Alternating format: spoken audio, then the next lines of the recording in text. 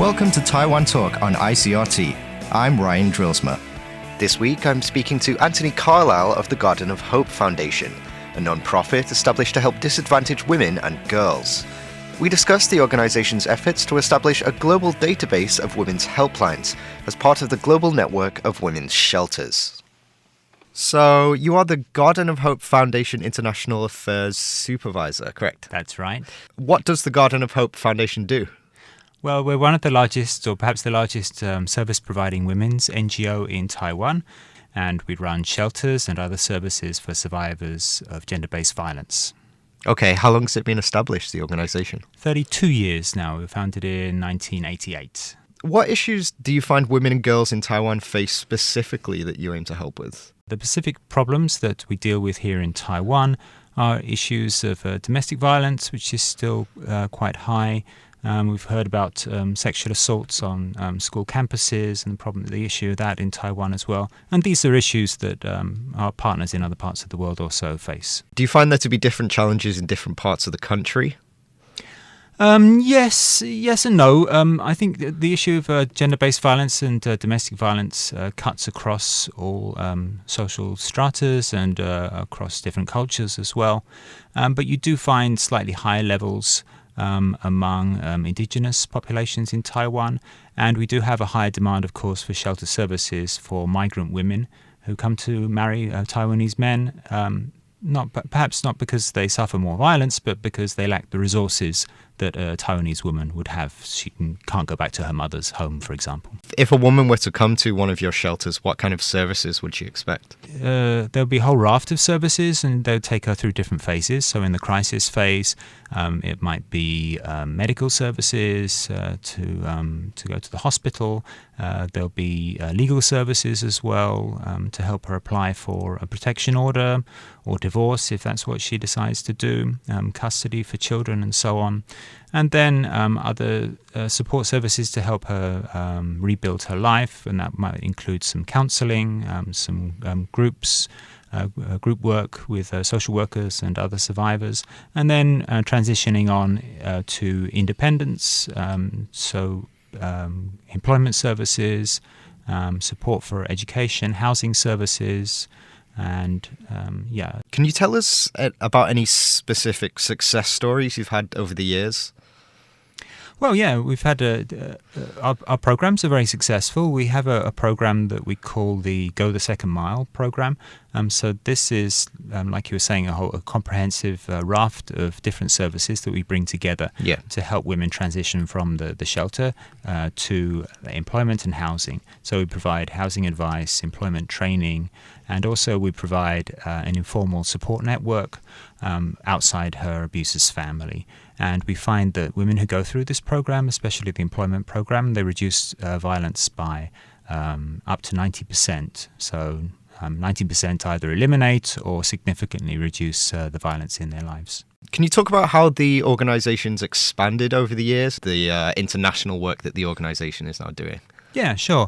We started off as a rescue organization, a halfway house to rescue young girls who've been trafficked into the red light district in Taipei to work as prostitutes.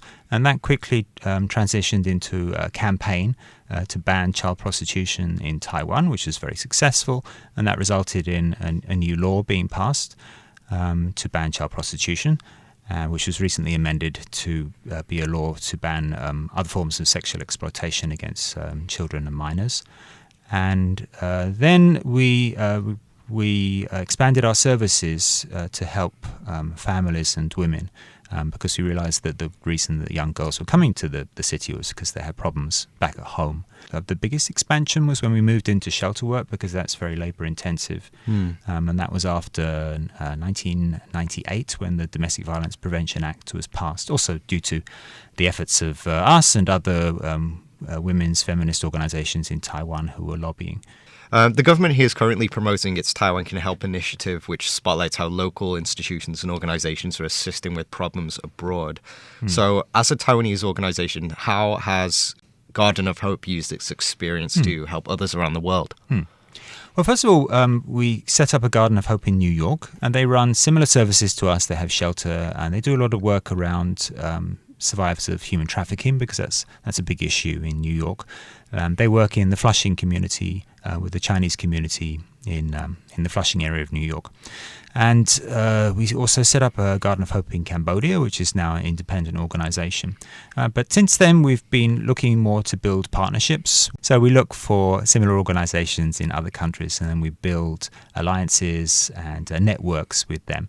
So we have a network of Asian shelters, which we call the Asian Network of Women's Shelters, which we're the secretariat of. And we share resources, good practices with each other, and we do some campaigns together and hold conferences and talk about issues of common concern.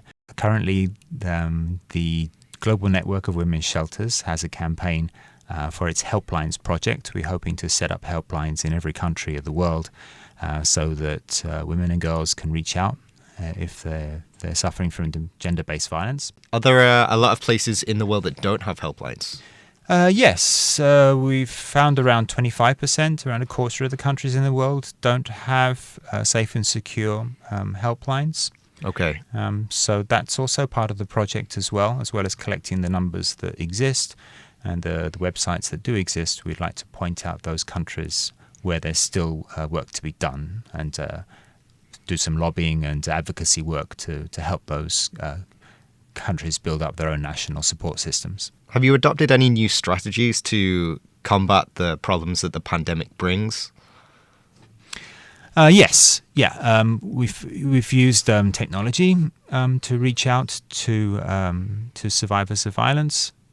We find that as well as Zoom meetings and things like that, social workers can use technology and to protect vulnerable women in the homes, give them up-to-date information, and also give them different ways of accessing helplines, whether it's through WhatsApp or through Facebook or through other means, not necessarily making a phone call, but using text messages and so on. So we're using creative ways and using technology to help protect those in need. Okay. So the Global Network of Women's Shelters website is GNWS, that's for Global Network of Women's Shelters, .org. So you can go on there and make a donation, or go to our GoFundMe page and make a donation through there as well. And you can also look us up here in Taiwan, the Garden of Hope Foundation. That's goh.org.tw. And again, we'll have a fundraising donation page there, which you can go to. Shouldn't be too difficult to find. Okay, that's great. Thank you very much. Thank you for tuning in to this week's episode of Taiwan Talk. I'll see you next time.